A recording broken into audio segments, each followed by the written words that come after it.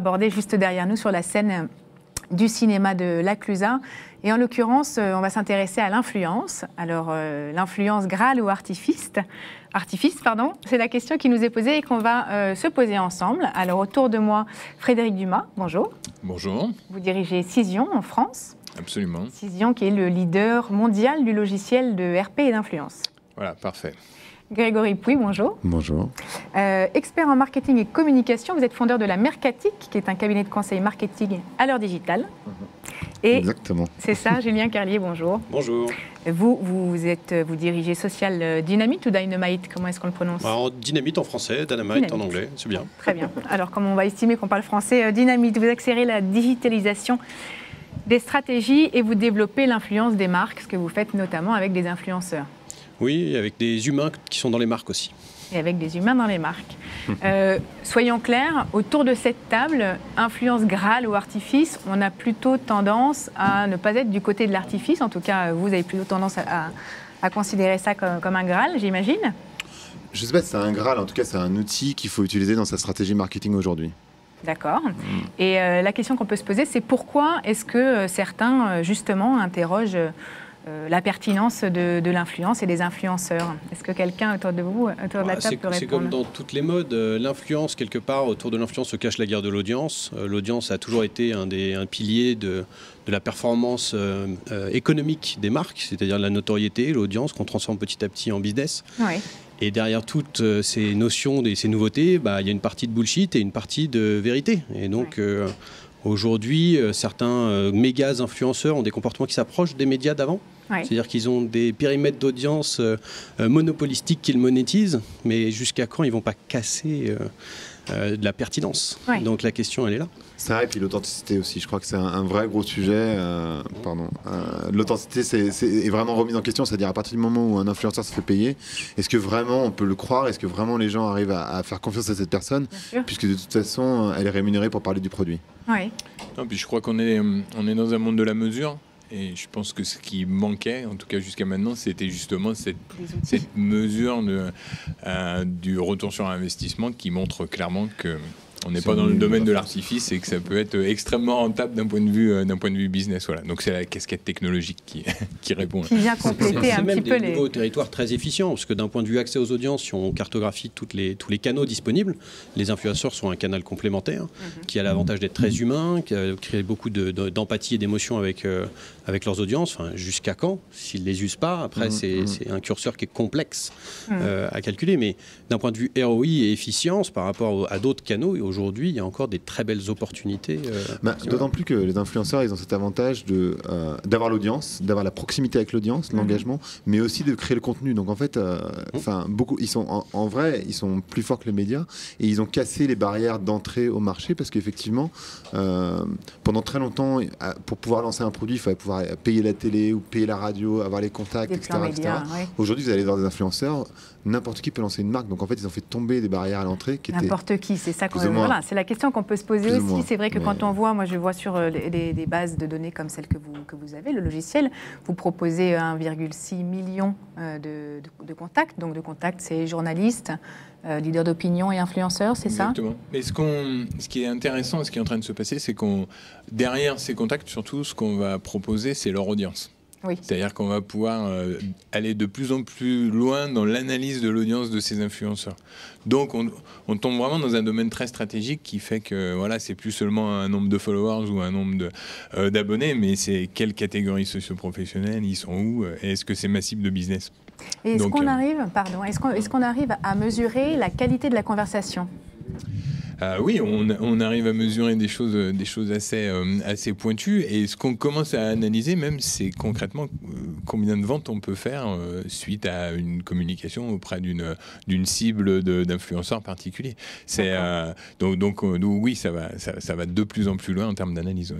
C'est le gros avantage par rapport aux anciens dispositifs médias traditionnels, c'est que là, on est dans un univers qui est full digital, et dont on peut traquer la data de l'amont à l'aval, et donc avoir cette visibilité de performance qui n'existait pas avant. Sur aucun média. Et y compris en amont, sur la qualité du ciblage, parce qu'on connaît les audiences, et en aval, sur les ROI. Donc, il y a comme c'est des nouveaux territoires, souvent, d'abord, les prix de marché d'acquisition de points de cerveau, d'audience, je ne sais pas où est-ce qu'il faut mettre le curseur dans la data, on ne va pas jusqu'au cerveau, heureusement, j'ai envie de dire, mais bon, on verra dans le futur. Neuralink est pas loin. Sont plus bas que dans les médias traditionnels, mais il va y avoir un ajustement de marché qui arrivera quand eux, ils auront de la data aussi. D'ailleurs, ce sont des métiers, pardon. Non, c'est un chiffre que vous avez donné dans la conférence, qui était que le ROI il était à x7 pour les influenceurs, si je bien écouté. Et aujourd'hui, donc effectivement, il va y avoir un réajustement des prix, parce qu'aujourd'hui, passer par des influenceurs... pour le ROI, c'est-à-dire que le retour sur investissement est 7 fois $1 investi ou 1 euro investi égale 7 euros gagnés. À la mise de départ. Exactement. En fait, si c'est bien fait, même ça peut être largement plus, parce que si on va jusqu'au bout de la définition d'une stratégie de earned media, ça a vocation à être gratuit, c'est-à-dire que c'est d'aller chercher, tous ces influenceurs qui sont gratuits, qui ne demandent rien pour mais c'est là où le bas finalement blesse actuellement. Non, je pense pas. Non. Pourquoi ? Parce que c'est de moins en moins gratuit, justement. C'est de plus en plus. Les prix, c'est exactement ce que tu disais. Les prix s'ajustent en fait. Oui, c'est-à-dire qu'aujourd'hui, c'est un métier qui s'est organisé. Au départ, c'était des leaders d'opinion, grosso modo, qui avaient été identifiés comme très présents et pertinents sur les réseaux et qui étaient potentiellement mis à contribution. Et aujourd'hui, c'est un business. Donc les marques, quand même. Alors pour le top. Le business, c'est encore réservé à une élite. Il y a des très très bons coups à jouer dans la deuxième division. Il y a des coups à jouer avec la deuxième division, notamment en jeu collectif, en disant les gars, moi je vais vous aider à monter en première division. D'accord. Grégory parlait des 77% ou 70% d'influenceurs qui ne sont pas dans le top. Ceux-là, ils sont globalement gratuits. Et ils génèrent 70% des vues surtout. Parce qu'en fait, pour ceux qui, comme moi, ne maîtrisent pas le sujet comme vous, il y a 3 typologies d'influenceurs. C'est ça, grosso modo ? On peut partir des icônes. On peut partir des icônes qui vont être des célébrités. On peut parler de Rihanna ou d'autres. Donc, c'est des célébrités. Ensuite, il va y avoir des high reach, donc des gens qui ont un énorme... beaucoup de gens qui les suivent, plus d'1 million de personnes. Ensuite, il va y avoir des gens qui sont des vrais influenceurs qui vont avoir plus de 500 000 followers. Ensuite, vous avez des influenceurs up and coming qui vont être à 200 000 followers. Ensuite, vous allez avoir des micro-influenceurs qui vont être en dessous de 100 000, en tout cas aux US, moins de 10 000 en France. Et ensuite, vous avez les consommateurs qui sont aussi des influenceurs, quelque part. D'accord. Donc, en fait, il y a pas mal de strates et en fait, il faut les utiliser pour des raisons qui sont différentes en fonction de ses objectifs. Et souvent, on utilise une icône et des micro-influenceurs et des middle influenceurs, tout ça dans une stratégie comme complète. Une stratégie média globale. Exactement. Où on allait diffuser mais pour des raisons différentes. Des messages complémentaires. Absolument. Mais j'ai juste une précision, parce que c'est pas dans la question, mais c'est pas grave. Ça marche aussi dans le B2B. D'accord. C'est-à-dire que c'est pas que du B2C avec des grosses stars internationales, encore qu'on peut on être pense à la mode directement, enfin la beauté surtout, mais ça marche aussi en B2B, très bien même. Ça marche pas mal pour le recrutement sûrement aussi en B2B. Pour plein de choses. Moi j'ai par exemple bêtement une télécommande de PowerPoint qu'on m'a envoyée dernièrement en me disant parce qu'ils savent très bien que si je l'utilise dans des présentations et j'en fais quand même beaucoup, du coup potentiellement je vais en parler et je vais faire acheter d'autres personnes cette télécommande. Donc ça peut fonctionner comme ça. Le bon vieux placement de produit qui retrouve le placement de produit et puis le bouche à oreille. Alors j'ai pas fait un article et j'ai pas fait une photo sur Instagram avec cette télécommande, c'est sûr que non, mais c'est vrai que j'ai beaucoup de speakers autour de moi, donc naturellement. Alors tu parles de la Logitech. Je voulais pas dire la marque. Parce que non, mais je l'ai reçu aussi, mais moi j'ai fait carrément un podcast dessus parce qu'en fait ce que j'ai trouvé très dommage, parce qu'en plus il y avait le diplôme du meilleur speaker du monde, il y avait tout un marketing un petit peu trop superlatif à mon goût d'ailleurs, mais j'ai trouvé dommage, il n'y avait aucun contact humain. Il n'y avait pas une carte pour dire merci, il n'y avait rien. Donc moi j'ai fait mon podcast juste pour dire mais les gars, vous avez fait la moitié du boulot, il vous manque plus que le contact humain, quoi.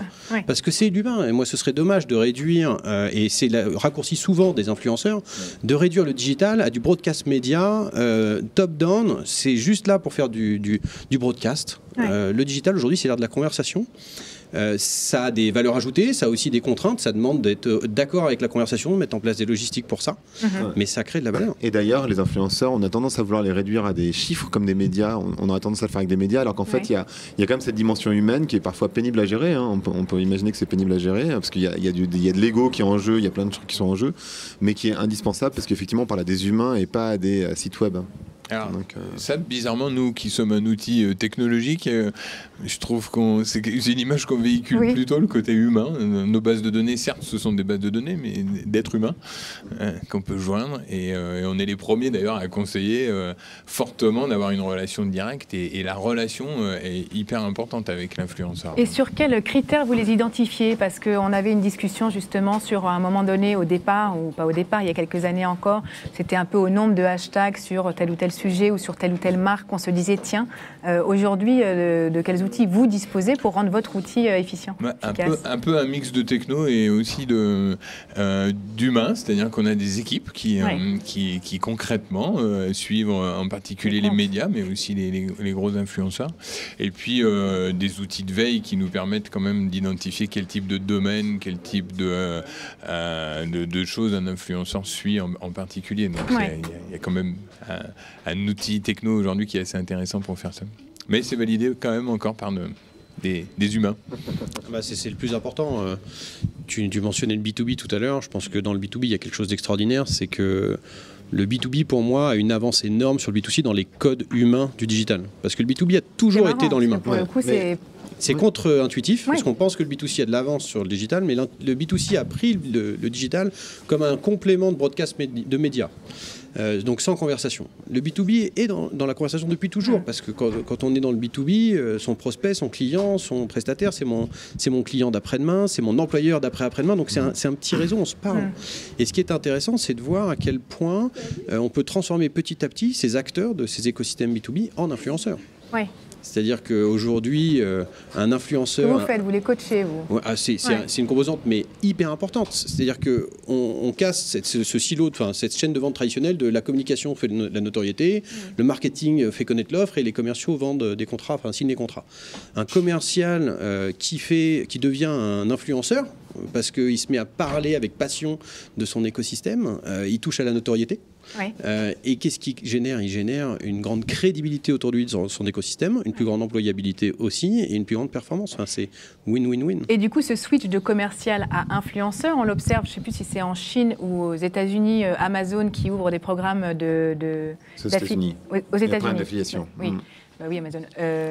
Avec des influenceurs à qui, ou des influenceuses en particulier, parce que je crois que c'est beaucoup dans les univers de la beauté, à qui ils fournissent des datas pour que ces influenceuses soient plus performantes. Exactement. Influenceuses qui, du coup, deviennent des distributeurs un peu multimarques qui commercialisent directement les produits. Exactement. Ça, c'est la phase 2 du plan. C'est la phase 2 et la phase 3, c'est que les industriels vont voir directement les influenceurs et développent des produits avec eux.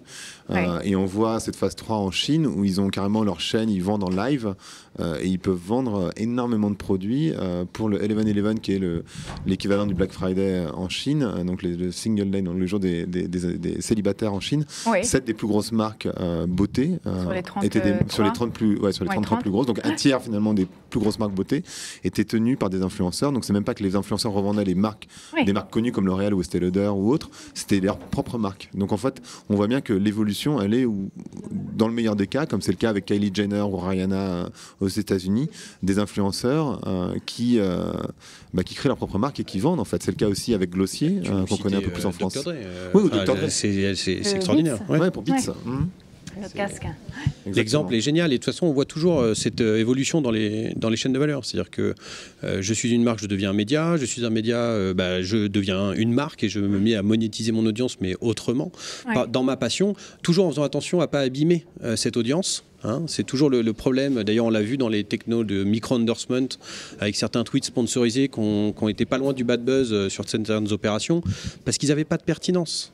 Et donc, quand j'ai de l'influence, si je monétise mon audience et que je me mets à sortir de ma ligne éditoriale, le risque est grand d'abîmer mon audience.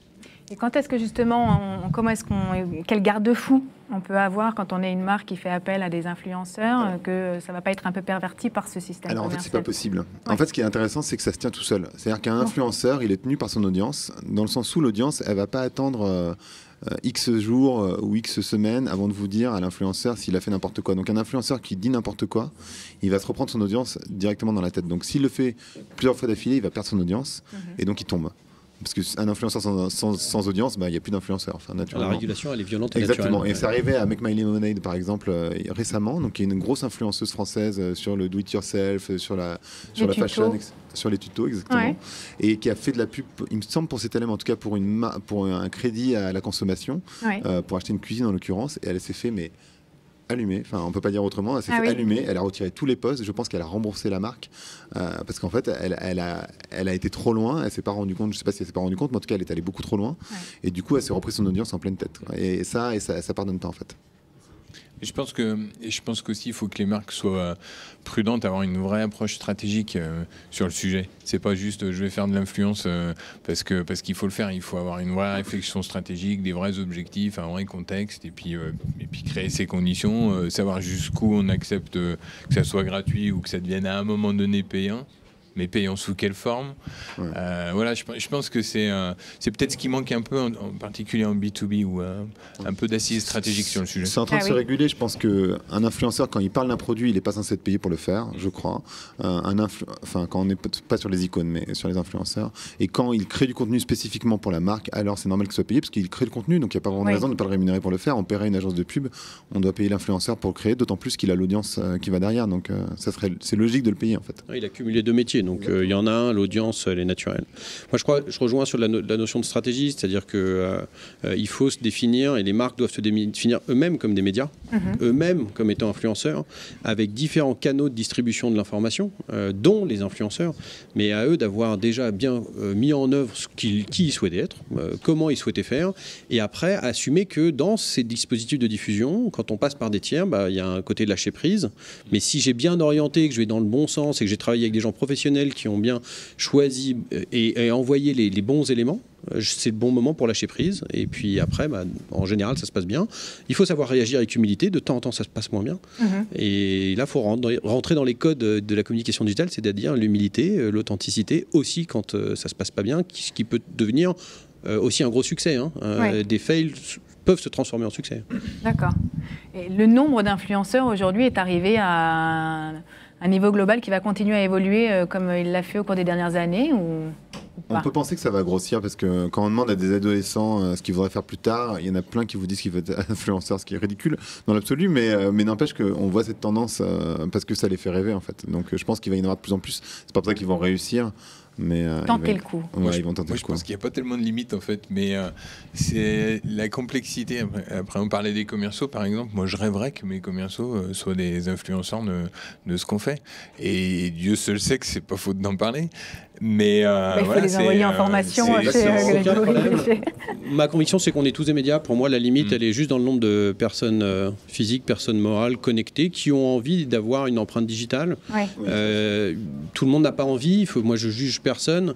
C'est vrai qu'aujourd'hui, c'est un enjeu important. Selon son métier, certains n'ont pas trop le choix. Ce qui est marrant, je trouve, dans l'évolution que j'observe de ce métier-là, c'est que au départ, on se dit influenceur, c'est une grosse communauté, c'est beaucoup de contacts. Alors qu'aujourd'hui, on parle beaucoup de micro-influence, justement. C'est plus tant le nombre de personnes qu'on va toucher que... En fait, on parle de la micro-influence pour deux raisons. La première, c'est qu'ils sont plus faciles à atteindre, dans le sens où il n'y a pas besoin de les payer, parce qu'ils n'ont pas accès aux marques encore. Donc, si vous leur donnez des produits, ils vont en parler. Donc, ça, c'est le premier truc. Et le deuxième truc, alors, ils sont plus compliqués à toucher aussi, parce qu'ils sont beaucoup plus nombreux. Donc, il faut avoir des outils technologiques pour le faire. Pour le coup, c'est indispensable. Mais aussi, ils ont un engagement plus fort. En fait, plus son audience est large, moins on est proche de son audience. Et c'est naturel. Moins on a d'amis, plus on est proche de ses amis, ce qui est logique. Et quand on a 1000 ou 2000 followers, ou 3000, c'est quand même plus simple que quand on en a 1 million. On les connaît mieux, donc l'engagement est plus fort, naturellement. Ça revient à ce qu'on disait tout à l'heure lors de la présentation, c'est la notion de la force de la recommandation. Finalement, on est tous à un moment donné acheteurs parce que quelqu'un nous a conseillé quelque chose qui était sympa. Et voilà, et c'est comme ça, les sommets du digital. Mais les sommets du digital, je serais curieux de savoir le nombre de gens qui viennent par recommandation. Ça, c'est intéressant, effectivement. Ceux qui veulent venir, on est d'accord. Enfin, moi, j'ai entendu beaucoup de choses favorables. Sur les micro-influenceurs, moi, je crois qu'il y a un autre sujet qui complète fait, tout ça, c'est la notion aujourd'hui de saturation des audiences qui fait que la guerre de l'attention, elle est complexe. Tu parlais d'ailleurs de ton graphique qui était génial sur le taux de production qui était énorme et la capacité d'écoute. Et donc, il y avait un surplus qui était plus écouté. Inconsommable. Ouais. Et donc, pour moi, la seule arme anti-spam, parce qu'en fait, ce qu'on consomme pas, quelque part, c'est du spam, dans le sens où c'est pas pertinent pour la personne qui le reçoit au moment où il le reçoit. Ouais. La seule arme anti-spam qui existe, c'est l'hypersegmentation et l'hyperpertinence.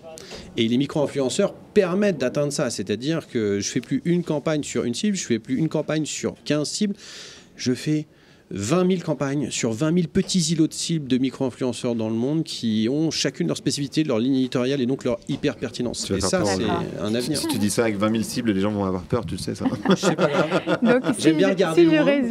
Je pense qu'aujourd'hui, c'est peut-être pas réaliste, mais je pense que c'est pas loin de ce qui est en train de se mettre en place petit à petit.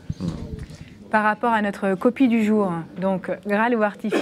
Artifice, si on n'a pas réfléchi à une stratégie sur l'influence en particulier. Ça reste un Graal, ça ne sera pas un artifice. Mais oui, ça mérite un peu de travail. D'accord.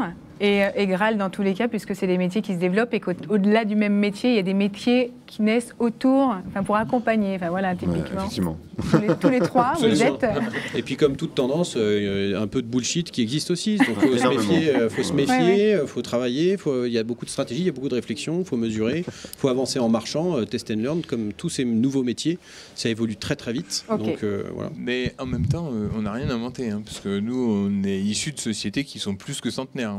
Oui. Cision, une société qui s'est créée en Suède au 19e siècle, je crois. L'influence qui s'est déplacée. Exactement ça, c'était la gestion d'influence, ni plus ni moins. Donc, et finalement, c'est la prolongation aussi d'agences de communication. Il y avait Cyril Attias qui parlait tout à l'heure dans la conférence. Et finalement, Cyril, il vient d'agences classiques. Et maintenant, il a créé une boîte uniquement d'influence. Donc oui, les talents se déplacent. Eh ben, merci à tous les trois. Merci à vous de nous avoir suivis. On rappelle le hashtag du plateau qui est le S... alors attendez. SOMDIG18TV. Merci, c'est ça. C'est ce que je voulais dire. Hashtag SOMDIG 18 TV. À tout à l'heure, vous retrouvez Laura Jane Gauthier qui a rendez-vous à 16h avec 3 nouveaux invités pour parler des valeurs qu'il ne faut surtout pas oublier. À tout à l'heure. Merci. Merci à vous. Merci.